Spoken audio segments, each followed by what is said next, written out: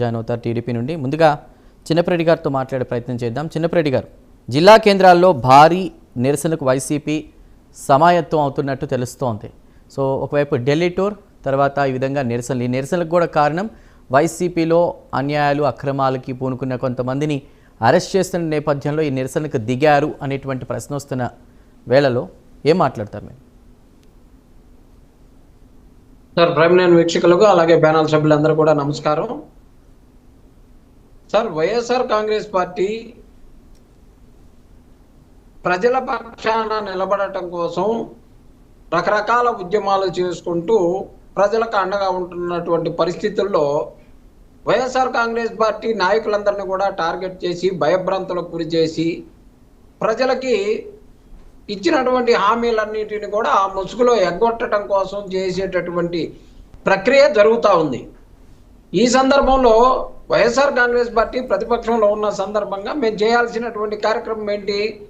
పొగాకు రైతులకు ఇబ్బంది అయినా, ఆకుకూర రైతులకు ఇబ్బంది అయినా, లేకపోతే మామిడి రైతులకు ఇబ్బంది అయినా, ఎవరికి ఇబ్బంది అయినా సరే, లేకపోతే డిఎస్సి వాళ్ళకి కానీ, లేకపోతే ఇచ్చిన హామీని ఇవ్వకపోయినా ప్రతి దాన్ని కూడా వైఎస్ఆర్ కాంగ్రెస్ పార్టీ ఇచ్చినటువంటి హామీలను నెరవేర్చమని అడుగుతా ఉంది.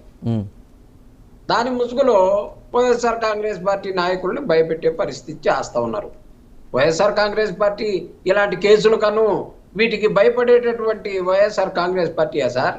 మా నాయకుడిని 16 నెలలు జైల్లో పెట్టి రాజీ పడతావా లేదా అంటే ఢిల్లీని ఢీ కొట్టినటువంటి గుండె మాది. అందుకని ఇట్లాంటి ఉడత ఊపులకో, ఇలాంటి భయపెట్టేదానికో, లేకపోతే ఏదో చేస్తే మాత్రం అవ్వదు. ఇవన్నీ కూడా డైవర్ట్ పాలిటిక్స్. తిరుపతిలో ఆంజనేయ స్వామి విగ్రహాన్ని దొంగతనం చేసినటువంటి వాటిని కవర్ చేసుకోవటానికి, పంచర్ల అక్కడంతా కూడా మట్టితో అమ్ముతా ఉన్నటువంటి అంశంకి సంబంధించినటువంటి మరుగున పెట్టడానికి కళ్యాణ్ గారి కోసం చాలా మెట్లు వెయిట్ చేస్తూ ఉన్నాయి. పవన్ కళ్యాణ్ గారు వచ్చి అయోధ్యకు సంబంధించిన మెట్లు కడగాలి, తిరుపతికి సంబంధించిన మెట్లు కడగాలి, ఆ పంచకర్ల దానికి సంబంధించినటువంటి మెట్లు కడగాలి, గుంటూరు మహిళని వ్యవస్థలు చేసినటువంటి మెట్లు కడగాలి. చాలా మెట్లు పెండింగ్ ఉన్నాయి పవన్ కళ్యాణ్ గారికి. పవన్ కళ్యాణ్ గారు ఏమన్నా నిజంగా మరి వీటన్నిటి గురించి ఎందుకు స్పందించట్లేదు సార్?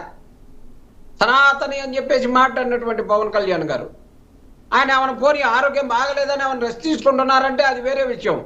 అది కూడా లేదుగా. పార్టీ కార్యక్రమాలు, పార్టీ అన్ని కూడా వేరే రాష్ట్రంలో అన్ని జరుపుకుంటా ఉన్నారు కదా.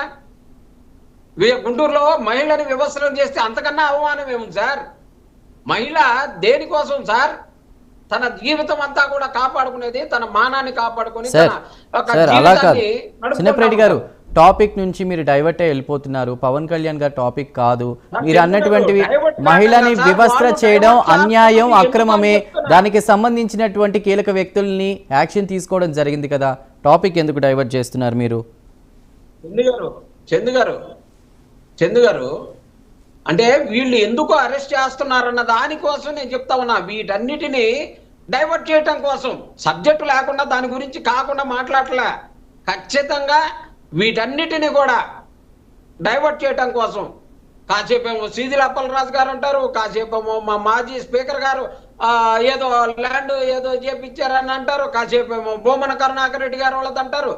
ఇవాళ ఎంతమంది మహిళల్ని సార్? ఇవాళ చంద్రబాబు నాయుడు గారి నియోజకవర్గంలో మహిళని జుట్టుబట్టి కొట్టారు.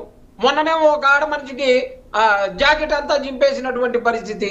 గుంటూరులోనేమో అసలు బట్టలే తీసేసి నడి రోడ్డు మీద పరిగెత్తించి కొట్టినటువంటి పరిస్థితి. ఎటు పోతుంది సార్? ఎక్కడికి పోతుంది మహిళల గౌరవం? వీటన్నిటిని డైవర్ట్ చేయడం కోసం వైఎస్ఆర్ కాంగ్రెస్ పార్టీ వాళ్ళని అరెస్ట్ చేస్తారు. పొగాకు రైతులు అడిగితే వారి తరఫున మాట్లాడితే వైఎస్ఆర్ కాంగ్రెస్ పార్టీ వాళ్ళని అరెస్ట్ చేస్తారు. చేయండి సార్. ఎన్నాళ్ళు అరెస్ట్ చేస్తారు? ఏం చేస్తారు? ఇచ్చినటువంటి హామీలను నెరవేర్చమని అడిగితే అరెస్ట్ చేస్తారు. ప్రజలకు కష్టం కలిగిందంటే అరెస్ట్ చేస్తారు. ఇలాంటి అరెస్టులకి వైఎస్ఆర్ కాంగ్రెస్ పార్టీ భయపడదు.